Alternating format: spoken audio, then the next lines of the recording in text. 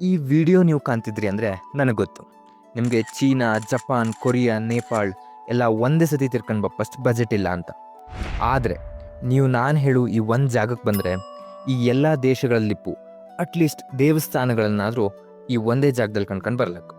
ಮತ್ತು ಈ ಜಾಗದ ಹೆಸರು ನೀವೆಲ್ಲರೂ ಕೇಳೇ ಇರ್ತೀರಿ. ಹಾಯ್ ನಮಸ್ಕಾರ, ನಾನು ನಿಮ್ಮ ಶ್ರೇಂದಿ ಸಹ್ಯಾದ್ರಿ. ಇದು ನನ್ನ ಸೋಲೋ ಬ್ಯಾಕ್ ಪ್ಯಾಕಿಂಗ್ನ ದಿನ 200 ಚಿಲ್ರಿ.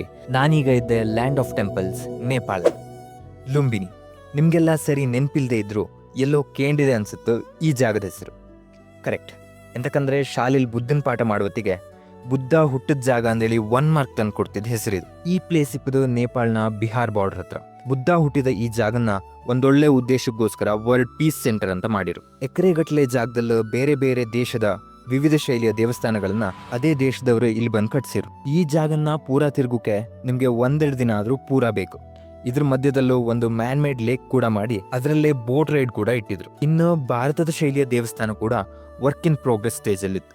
ಆದಷ್ಟು ಬೇಗ ಓಪನ್ ಆಗಿ ಈಗ ಇಪ್ಪು ಎಲ್ಲ ದೇವಸ್ಥಾನಗಳಿಗಿಂತ ನಮ್ಮ ಆರ್ಕಿಟೆಕ್ಚರ್ ಸ್ಟ್ಯಾಂಡ್ ಔಟ್ ಆಗೋದ್ರಲ್ಲೂ ಯಾವುದೇ ಡೌಟ್ ಇಲ್ಲ. ಸದ್ಯಕ್ಕಂತೂ ನನಗೆ ಚೈನಾದ ಟೆಂಪಲ್ ಭಾರಿ ಇಷ್ಟ ಆಯ್ತು. ನಿಮ್ಗೆ ಯಾವ್ದು ಇಷ್ಟ ಆಯ್ತು ಅಂತ ಕಮೆಂಟಲ್ಲಿ ಹೇಳಿ.